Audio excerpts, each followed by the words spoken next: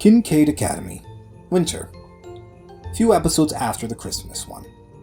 The halls of the school feel a lot emptier than usual, especially considering a large portion of the school body was out for the break, and, well, for Rev, usually this would mean having ample time to create another 6 or so plans in order to escape the clutches of that damned principal's precious school.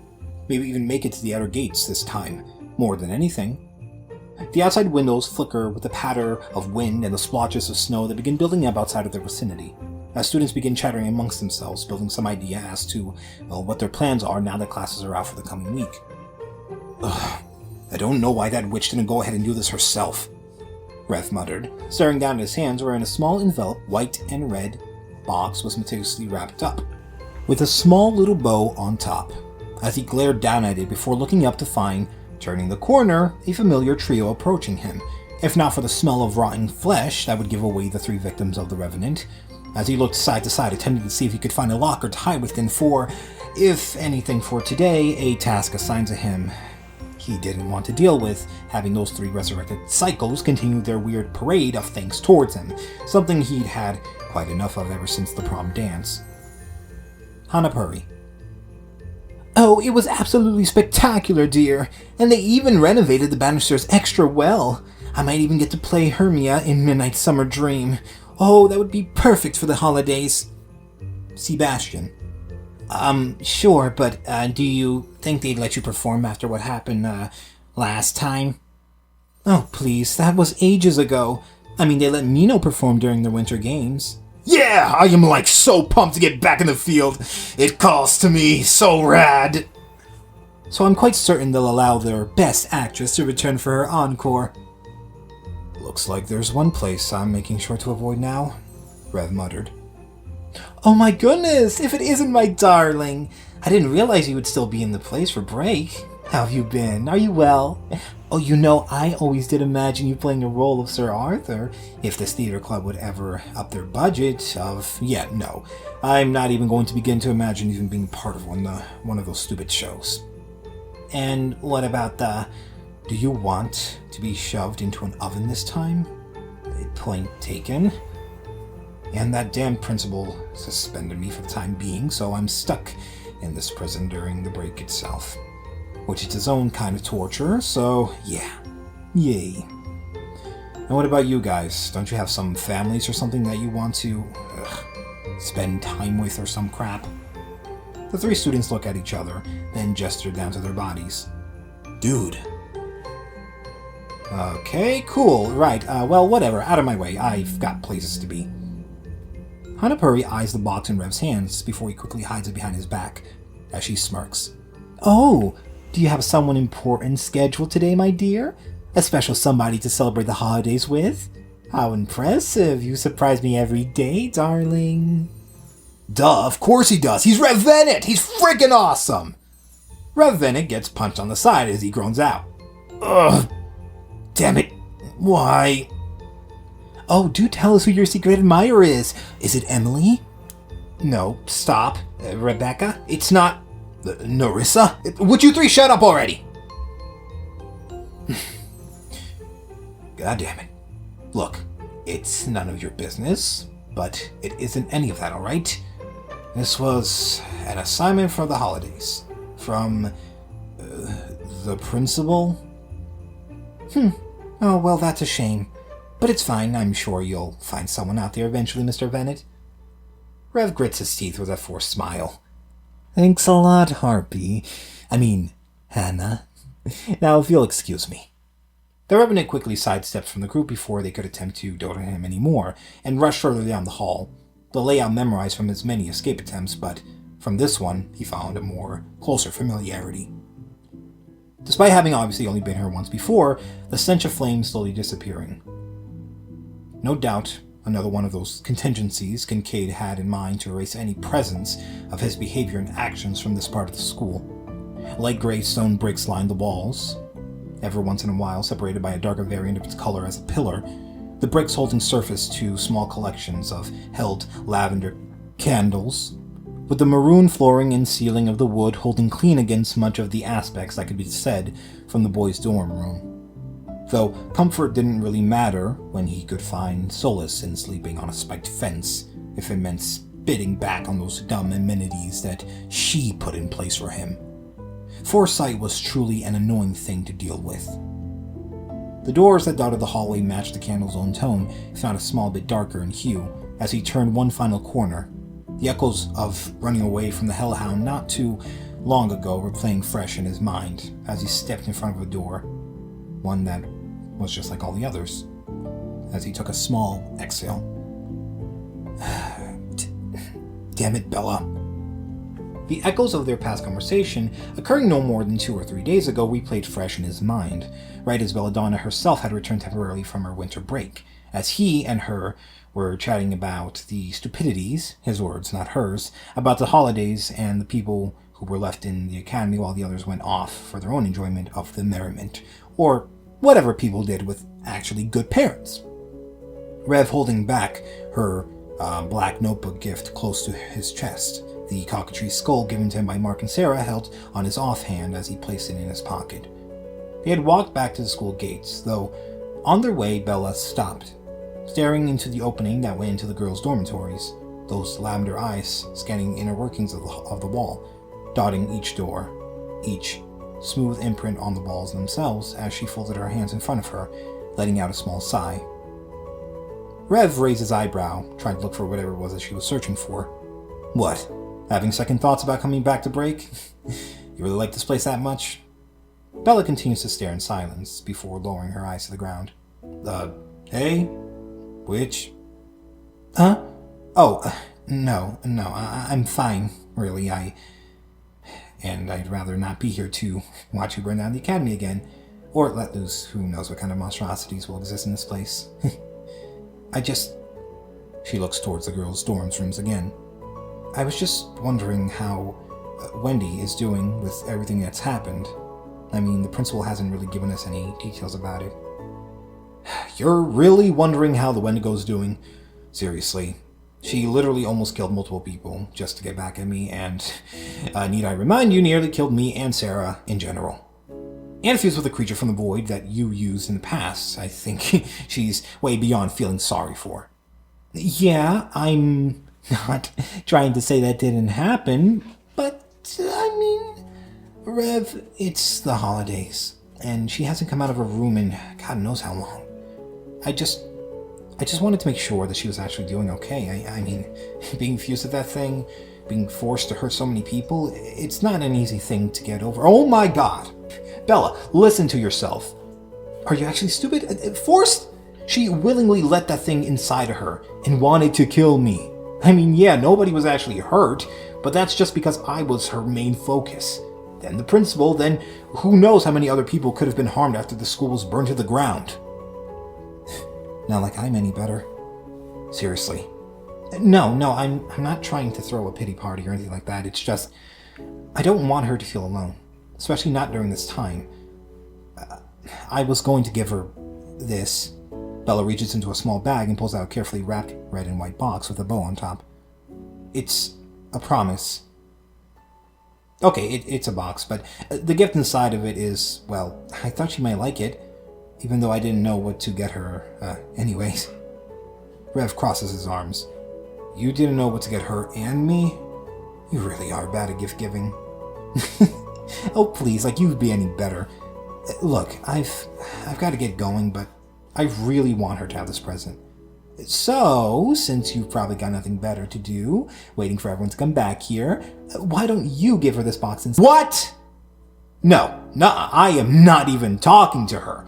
And I'm not having you treat me like some damn mud you can send out to do your jobs. And unless I'm trying to deal with her whole spiel about hating me and how this is all your fault, I'm not even going anywhere near her. Bella narrows her eyes in frustration. Fine. Then you leave me no choice. She pauses, taking a deep breath, before opening her eyes, which glisten with puppy dog tears as she leans forward, hands in prayer formation, as Rev grumbled under his breath, looking away as Bella scuttled over to his vision once again, as he repeated the pattern, and she responded in kind nearly 10 times, before he let out a loud groan. Ugh, fine! God, stop doing that! Thanks a lot, Rev. If anything happens, just ask Lovecraft to deal with it. And think of this as a lesson in empathy. The school Belle suddenly screams out as Bella stumbles over herself. Shoot! Alright, here, gotta go. Enjoy the winter break and Merry Christmas! Rev looks down at the box, takes a moment, then sighs. The scene cuts back as he stands in front of Wendy Indigo's door, the flickering from candles casting a faint glow against his skin as he looked up towards the door, half tempted to simply place the box on the floor and return back to his room where he wouldn't be bothered by anyone else, regardless of how he felt. But he knew what would happen if he decided to go down that path. He knew that he never really had a choice in here, and looking back towards the direction of where Kincaid's office would be located, well, he knew fully well what fate had decided for him at that moment in time, and he wasn't in the mood to mess with its plans, which felt weird to believe aloud. Rev sighs and looks down at the box before scoffing. Empathy. He reached and knocked gently on the door, whispering, "Please be gone, please be gone," though on the very impact of his knuckles, the door had opened ajar slightly, sending out shadows from within, in a metaphorical level, of course, as he took a step back, eyes widening slightly before he exhaled and returned his expression to that of his usual sternness, as he merely placed his hand against the doorframe, attempting to peek inside slightly. "Hey, Wendigo, you in there? Apparently people have been going crazy over Christmas here too, which I really don't get, but whatever. Guess their friends and families must be sending them gifts and stuff. And it looks like you've got a Secret Santa gift giver, considering you never opened yours." He looked deeper into the room, looking around for any potential witnesses before taking a full step into the room itself, ready to be clocked straight in the face or bitten, both extremely possible and probable in his entire circumstance, as he took a shaky breath, eyes half narrowed in a squint as he peered deeper into the room of darkness, finding a shadow on the ground nearly 3 or 4 feet from the door as he pushed it open a bit more. What little sunlight had remained from the dappled rays under snowfall could reveal he found the back of a person, now on the ground of the room, knees pressed against their chest, or what he could discern from the entire scene in front of him as he looked around. The flickering of torches almost cindered out and fizzled, small plumes of black smoke quickly running to their exit from the room itself as scratches filled the entire place. Large and small gashes clawed at the floors and walls, and even as he gently pushed the door back to closing, he could see the ridges of another on the doorframe itself. The temperature in the room plummeted in comparison to the hallway's own abundance of those candles as Wendy's own hair fell over her shoulders, less tied up than it usually would be. "Hey, are you listening? You've got people worried for you out here. Not that you deserve it, but still, you..." He notices the bandages around her left thigh. Right below it, the same claw marks that have been deeply grooved within it, in a darker shade of coloration from the glitter of light and the flickering scarlet of the flame's last breath, as he narrowed his eyes slightly, looking downward, then back up again. "What the hell did you do?"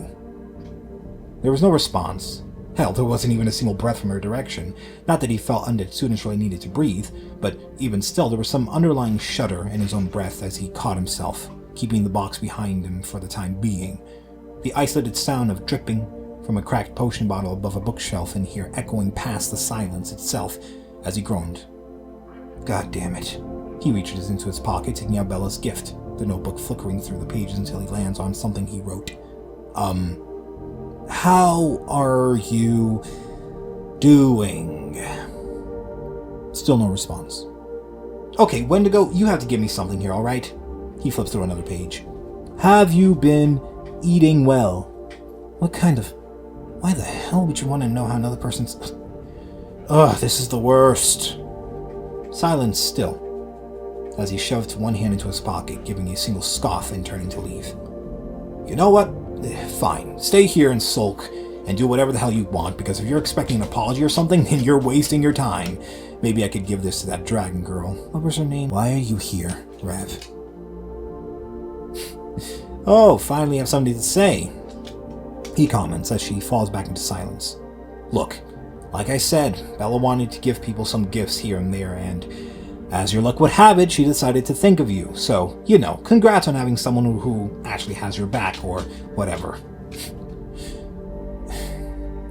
"You've seen better days?" "Looks like you haven't."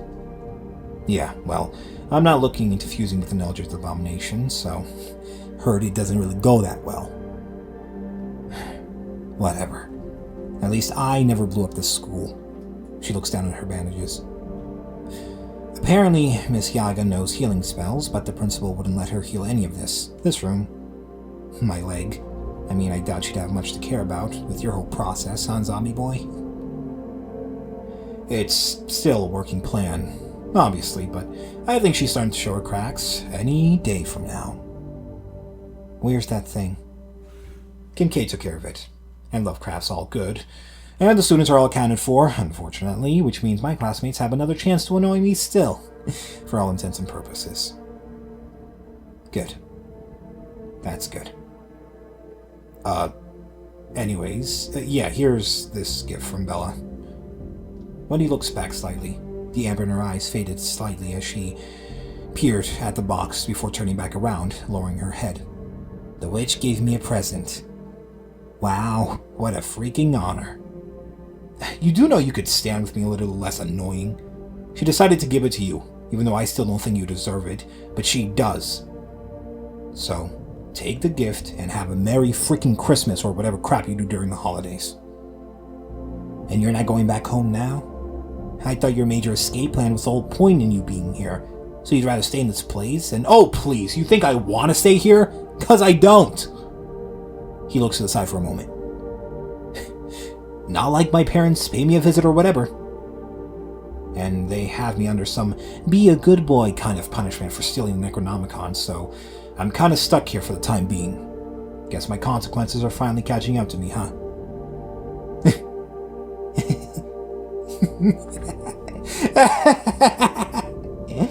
What the hell? Finally got what you deserve, zombie boy. I'm Rev Vennett. I can get away with anything I want because I'm a special little snowflake. Even though it's still leagues away from anything that could happen to me. But I'll take that over any Christmas gift ever. Like you said, you came here to give it to me, so what are you still doing here? Get the hell out of my room. Rev turns to leave before stopping short of the door. Look, Wendy, I don't like you, and you don't like me. That's just the way things are. And I don't like a lot of people in this whole damn school. But even still, not everyone in here is some psychopathic monstrosity hell-bent on killing or eating each other. And that's where you're wrong about me, Indigo. Because I grew up as a human, even if it was still a lie. And an annoying principal recently told me that humanity's greatest strength is their endurance, or some crap, against the fate of adversity. And that's something that makes me special, as you put it. But if someone like Bella and Sarah and Mark and Lovecraft, if they're able to at least teach me a small fraction of empathy, then I think you could learn your own. Wendy finally turns her head around, raising an eyebrow. The hell does that mean? You think I care if you're trying? Do you know even the half of what you did to people here? What you did to me? Oh, no, that's not going to be enough, Rev. Not after all the stunts you pulled. Man, I think you're going to need to try a little bit more. And yeah, maybe using the book was a bit too extreme in my case. I can at least admit that. But the goal still remains the same. I want you out. I won't blow up the school again. It wouldn't work anyways. You won't...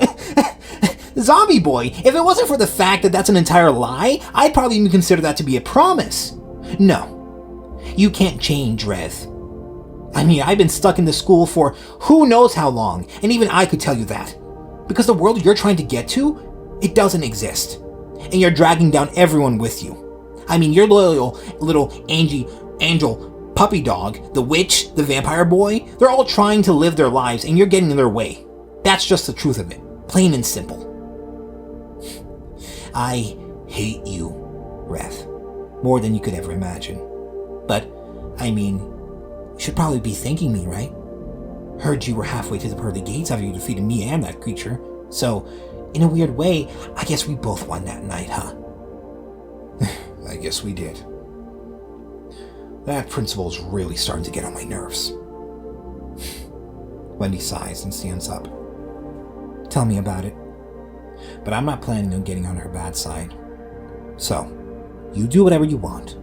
Just leave me the hell out of it. Please. Rev looks to the side as Wendy walks further into the room, sitting down on her bed, as he walks over and places a present on her side desk. You said to yourself that day that you also want out of this hellhole. You're starting to sound like that angel. He brings his hand out in front of her as she looks up in shock, leaning back almost instantly. Whoa, hey, back off, zombie boy. Rev closes his eyes and whispers, Tranquillates mortorum vivientium. A blast of some force fills the space between the two of them as both of their postures loosen slightly. Wendy leaning forward a small bit before exhaling slowly as Rev stands back up. It's no healing spell, but we're all in this mess together, Wendigo. So it's your best interest to help out. Because I'm not going to escape alone. But I'm not in a hurry, not anymore. And there are people out here that actually care about you and me. Want us to change and not feel as alone. So just think about that. Merry Christmas. The Rev Vennett turns to leave, the roaming eye of Wendy tracking his movement before he finally closes the door to her room, as it's left to near pitch darkness. She looks towards the box and peeks at the label on it, which reads, To Wendy, from Bella Donna. Hope you feel better. Merry Christmas. As she slowly unwraps the gift, tossing the wrapper aside. As she opens it, a small ornate black box, to find a few, tea bags. And yet Wendy simply gave a small smile as she laughs. Wow, she sucks at giving gifts.